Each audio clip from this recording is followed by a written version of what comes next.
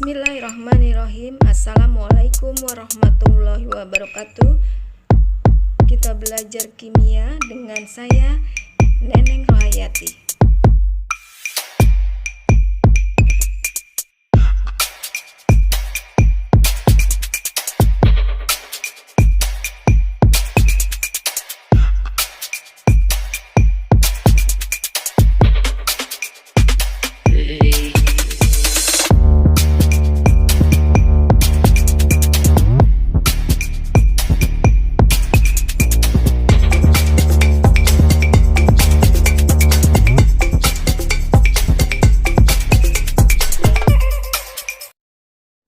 Pada video kali ini, saya akan menjelaskan tentang materi logam-logam transisi yang ada di periode keempat. Berikut adalah daftar logam-logam transisi periode 4.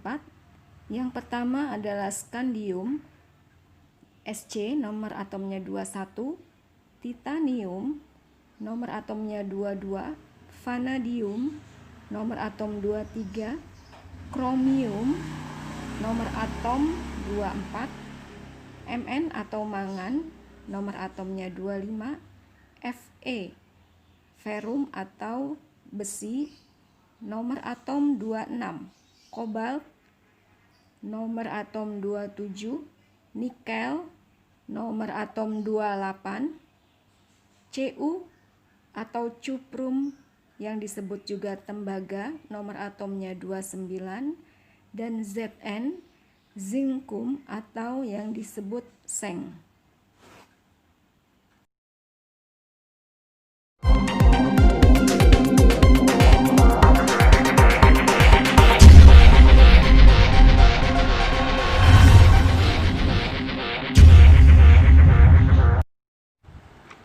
Berikut adalah konfigurasi elektron unsur-unsur periode keempat yang memiliki konfigurasi elektron subkulit terakhirnya adalah Ns2N-1d 1 sampai dengan 10.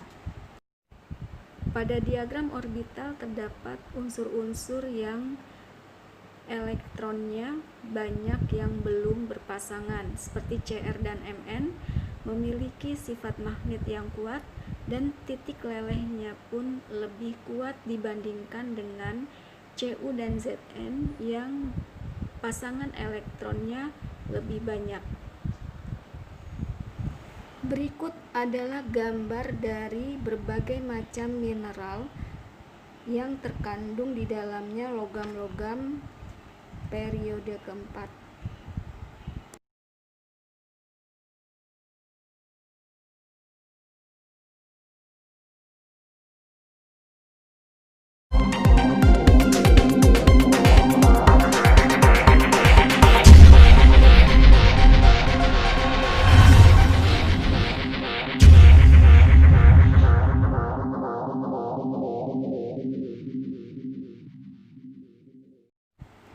Sifat-sifat unsur transisi. Yang pertama adalah semua unsur transisi dari golongan 1B sampai dengan 8B adalah logam. Yang kedua, pada suhu ruang berwujud padat kecuali air raksa atau Hg yang sifatnya cair. Yang ketiga, dapat membentuk ion kompleks. Yang keempat, adanya elektron yang tidak berpasangan pada konfigurasi elektronnya. Maka unsur-unsur transisi ini memiliki sifat 1.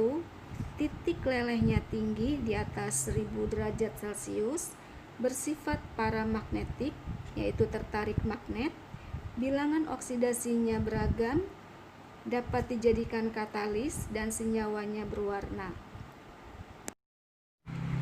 Logam golongan 2B seperti zinkum, kadmium, dan air raksa tidak memiliki keempat sifat tersebut karena semua elektron di subkulit D berpasangan, yaitu Ns2N-1d10. Berikut adalah sumber mineral unsur-unsur transisi periode.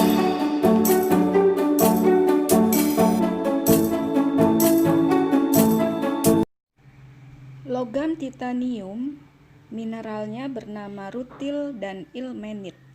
Vanadium mineralnya adalah vanadit. Logam tembaga atau cuprum mineralnya adalah kalkosit dan kalkopirit. Logam seng atau zinkum mineralnya adalah sphalerite.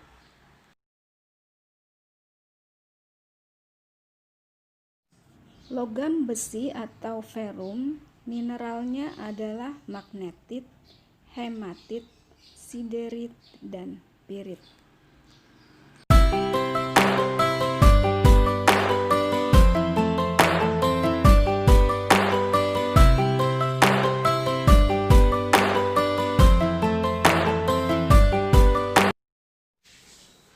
Logam nikel, nama mineralnya adalah nikelit. Logam mangan, mineralnya pirolusit. Logam kobalt, mineralnya adalah smaltit. Magnesium, magnesit, dan silikon adalah kuarsa. Cara memperoleh unsur-unsur penting dan kegunaan dari unsur transisi periode keempat.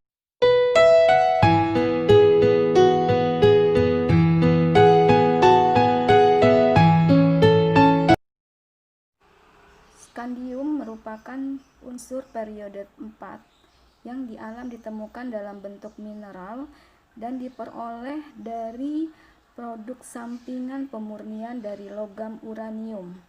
Salah satu manfaat dari logam skandium adalah untuk penggunaan lampu yang intensitasnya tinggi. Logam titanium di alam dalam bentuk mineral rutil dan ilmenit. Titanium itu banyak digunakan di industri pesawat terbang dan industri kimia dan bisa digunakan sebagai katalis pembentukan atau pembuatan plastik. Logam vanadium di alam ditemukan dalam bentuk mineral yang bernama patronit, vanadinit, dan kamotit. Vanadium digunakan sebagai logam campur yang disebut dengan aliasi besi. Dan secara fisiknya, vanadium itu adalah logam yang keras, kuat, dan tahan karat. Logam kromium di alam ditemukan dalam bentuk mineral kromit. Dan kromium ini dapat direduksi menghasilkan alloy besi dan krom yang disebut ferokrom. Logam kromium ini secara fisiknya sangat keras, memiliki warna yang cemerlang, dan tahan terhadap korosi. Karena logam kromium ini memiliki sifat yang sangat keras dan tahan korosi, maka kromium dapat digunakan sebagai plating dari logam-logam yang lain.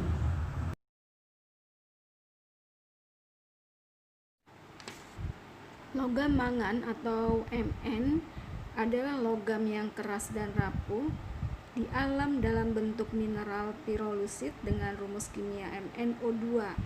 Mangan banyak digunakan pada produksi baja dan umumnya sebagai alloy, yaitu campuran antara mangan dengan besi.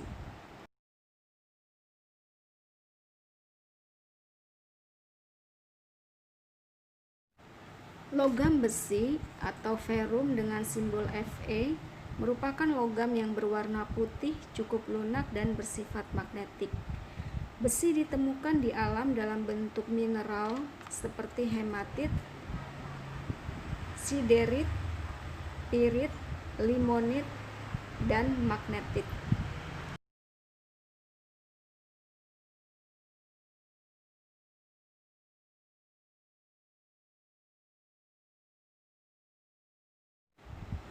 Logam kobalt memiliki simbol Co, berada sebagai senyawa kobaltit dan linear. Kobalt murni dihasilkan dari produk samping pemurnian nikel, Cu, dan Fe. Seperti halnya nikel, kobalt digunakan untuk membuat aliasi logam, yaitu besi yang dicampur dengan kobalt yang sifatnya tahan karat. Logam nikel atau Ni merupakan logam yang terdapat dalam mineral penlandit. Dan logam nikel ini diperoleh dengan memanaskan biji besi dalam tungku pembakaran.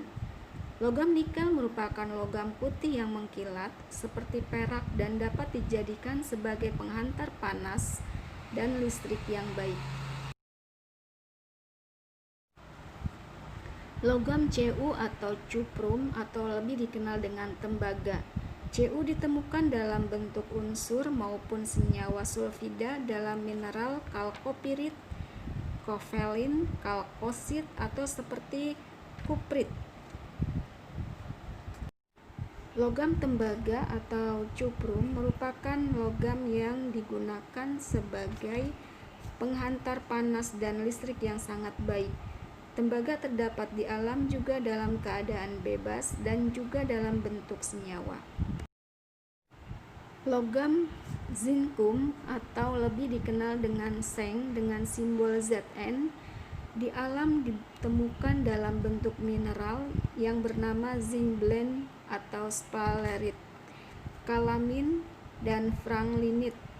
Sedangkan seng ditemukan juga dalam biji seng yang paling banyak ditambang adalah slaverit yang dikenal dengan seng sulfida.